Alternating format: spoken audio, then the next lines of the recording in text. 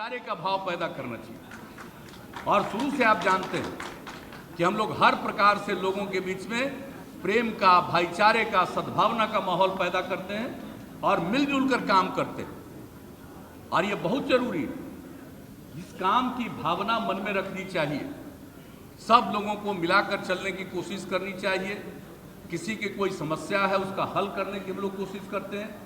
आप जानते हैं जब से काम करने का मौका मिला है और आप सबको मालूम है कि किस तरह से पार्टी बनी।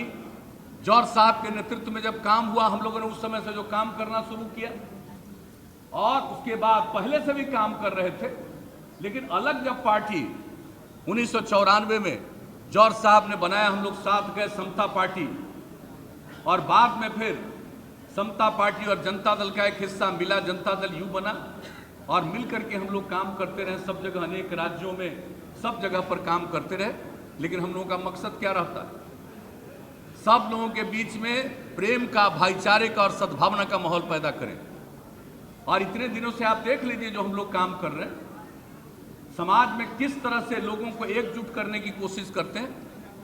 और पहले किस प्रकार का वातावरण कायम रहता था, आज वो वातावरण नहीं है। चंद लोग तो गड़बड़ करेंगे।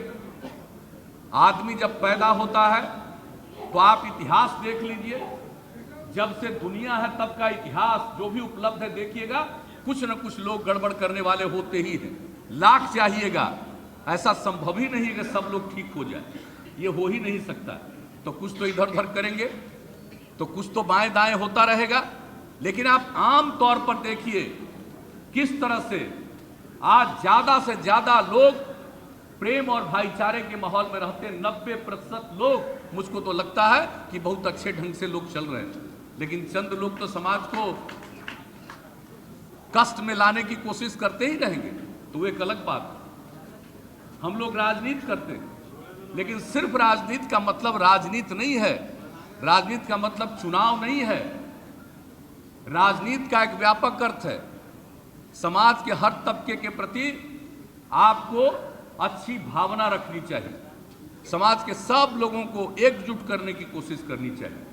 तो ये सब हम लोगों का उद्देश्य है और मिलकर काम करेंगे।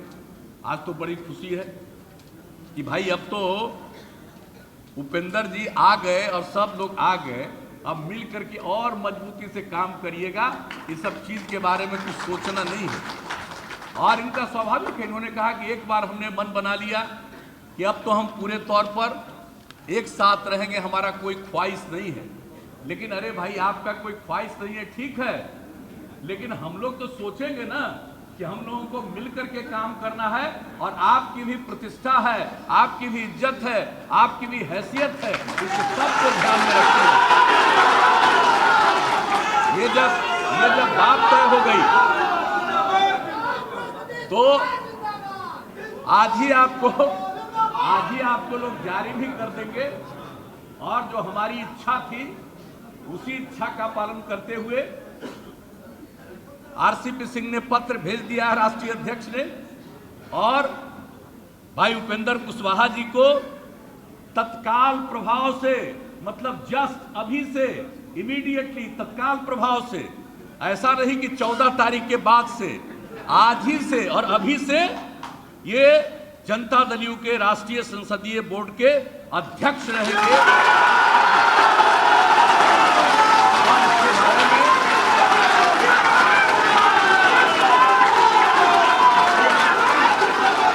ये सब आप लोगों को मंजूर है ना? हाथ उठा के करिए।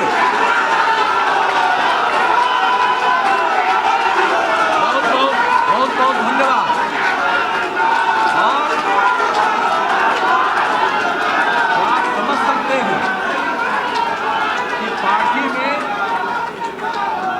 और भी ज्यादा न सिर्फ सम्मान बल्कि काम की जिम्मेवारी, सब प्रकार से मिलकर के लोगों को काम करना है, एकजुट होकर के काम करना है।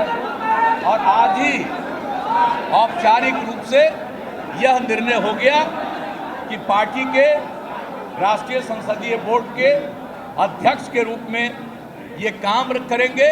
और आप समझ सकते हैं कि उसकी बहुत बड़ी भूमिका होती है पार्टी में। तो ये इस भूमिका को भी निभाएंगे और एक पार्टी के वरिष्ठ नेता के रूप में काम करेंगे।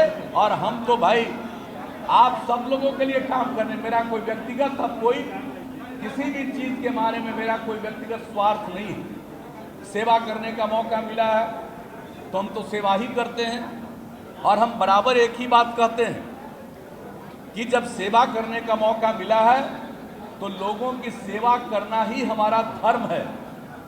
और हम लोग सबके लिए काम में लगे रहते हैं। लेकिन पार्टी के लोगों को मिलकर के अब बहुत अच्छी बात हो गई, अब सब लोग मिलकर चलेंगे और सामान्य रूप से भी हमेशा नियमित रूप से काम होता रहेगा। सब लोगों को जोड़ते हुए, एकजुट करते हुए हम लोग आगे बढ़ाएंगे। पार्टी की भी मजबूती होगी और राज्य के हर तबके की मजबूती होगी। मिलकर हम सब लोग काम करते हैं, मिलकर काम करेंगे और राज्य को आगे बढ़ाएंगे। हम लोगों का एक पूरा का पूरा मकसद है कि बिहार को विकसित राज्य में परिणत करेंगे और इसके लिए काम हो रहा।